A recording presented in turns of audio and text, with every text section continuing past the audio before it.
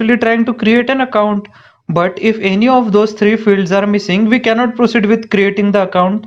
So before doing anything else, we will make sure that everything that is required is present in the like payload. So for that we will use the validate fields method. Now we need to validate this field in two ways. The first way is to make sure that the keys naming student name, student email and student password are present in the payload. Second thing that we need to make sure is these fields are not empty, otherwise it won't be of any use if these fields are empty. So these are the two validations that we do. So the after validate method we will be calling the validate fields function. Now that we know that the method is correct, we have all the data that is required to create an account, we will create an account. Now while creating an account, we will be needing to store these details to the database. So we are gonna need some methods of the database class as well. So what we are gonna do is we are gonna use the object of database class in this method. So as you can see here, we use the concept of inheritance. Now here we are using a object of another class into like a method of one class. So this is something that is related to OOPS, which we learn in theory but never implement in practical. So this is a really practical example of how inheritance comes to play. Now so again, send response will be the method which will be there in every API. So we will inherit that from API class as well. Cool. So now what actually happens while creating an account? So there are like multiple things that can go wrong. So the first thing that we have to do is make sure the email that the user has entered has not already been registered on our platform. We'll have to check our database whether the email is already registered or not. So if it is registered, we will send a response saying that account is not available or email is already taken. Cool. Otherwise, what we'll do is we will try to insert the login, the login credentials, which means the email and the password. We'll try to insert the email and password into login table. Next, if we are able to send all this data, then we will send the student name into the student details, like the student data table. Now, again, if that is done as well, we'll consider that the account is created. Now, if we can either do two things from here. We can either say your account has been created, please log in. Or the other thing we can do is we can actually log in, like log the user in already without him having to log in again. So how do we do that? We do that using PHP sessions. Now if you don't know about PHP sessions, we'll be covering that in the next videos.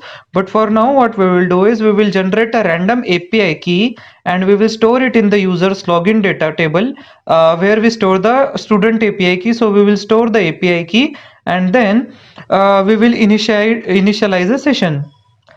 Now, all these things are happening on the server side. How will client know what's happening on the server? So basically, whenever this processing is complete, this send response method will send an JSON to our front end. So what we will do is we will decode this JSON in our API callback. There are functions as we discussed in the last one, dot fail, dot always, dot done. So in these callback functions, what we will do is we will check whether the code has been like the account has been created or not. So we will return a status variable in this JSON and we will say that if the status is true, then your account is created, and if the status variable is false, it means that account could not be created.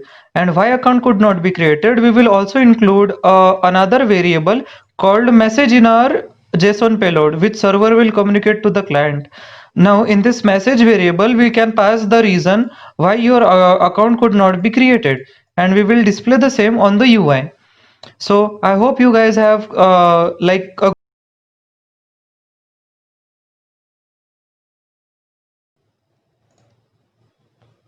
so guys, we are here in the student account class, which is basically extending the API class, and we have some variables. So these are allowed methods, required fields and all fields. So allowed methods will basically contain the methods that we want this API to be accessible through, which is the post method. Now required fields is an array which are like the parameters that need to be there in the request payload. So these are student name, student email and student password. Now all fields are all the parameters that can be present, which can be like non-necessary or optional parameters which can be present. So in this case we have no such parameters, so required fields is equal to the all fields. Now, in the constructor of this child class, what we are doing is we are creating an object of database class, and we are calling the constructor of parent class, which is of the API class, to make sure that the allowed method is restricted, like the other methods are restricted, and only the API is accessible through the allowed methods. Next, what we are doing is we are filtering the input for any SQL injection type of attacks, so that we don't get any so that we have like improved security of our application, and we store it in request payload. After that, we validate our fields. How do we validate our fields? So over here, first of all, we see that all the required fields are present in the request payload. So is present and we are using. This function is there which will say that given keys should be present in the keychain. Now this is the key and this is the keychain. Required fields must be present in the request payload. So request payload, if there is not, we send back a message which says required parameters are not present in the payload. Now, if there are all the required keys, so we check if any of them are empty. Then we like loop through all of the required fields and we say if empty, return this message saying status is false, entity is error, and message is required fields are empty. Otherwise, what we do, we say, so we take the temp variable and we store all the request payload in it, and then we parse our temp variable as key value pairs, and then we see whether the key is there in the all fields or not. So what will happen is, now request payload will contain only the keys that are present here in the all fields, and rest of the redundant data which the user might have sent in the payload is discarded. Now, after this, what we have to do is, now our object is created, like validate fields is called when the object is created, right? So right now our object is created. Next, what we do is we call the create account method on the object of the student class. So when we call create account, what happens is, first of all, we filter the email and password. Like we filter the email and we generate hash of the password. Then what we do is we begin a transaction. If you don't know about SQL transaction, then I'll tell you in short. SQL transaction basically means there are, let us say, four records, four SQL queries, and you need to set a condition such that if all the four queries are executed successfully, then and only then my first query, second query, third query, and fourth query should be executed. If any of this query fails, or no, like if let us say query number 3 fails, then I want that nor query 1, nor query 2, nor query 3, nor query 4 should be executed. Like we want this to be atomic, meaning either all will execute or no one will execute. So that is why we begin a transaction and we check whether this email ID is there or not already in the database. So if check account is false, that is there are no such accounts with given email, we continue with the account creation. Otherwise, we send back a response saying account with this email already exists. Next, what we do is, if account created is false, so what we do is we create the account which is email and password, and then we send this to the insert function. What insert function will do, it will simply take the table which is student account, and it will take the data which is student email and password, and it will insert into database. Now if it is inserted, what we will do is we will take the student ID, and then we will insert the student ID and student name into his profile. So this is where we call the insert method. Now if the data is inserted successfully, we generate an API key which is nothing but a random mix of alphabets and characters, and we insert this key to database using our update variable. So if the record is set, we say that we'll start a session using the session start function. After that, we'll set three session variables, which is user type, user ID, and the user API key. So API key will be required later on to call the APIs on behalf of this user. So that is why we are storing these three variables into the session variables. What are session variables? How do we start a session? How do we end a session? We'll discuss this in the next video. Cool. So if everything goes right, we send back a message saying the status is true and account is created successfully. Okay, so this is how it goes. Now, what we have to do is go to the front end part, which is basically signup.html, and we'll see here.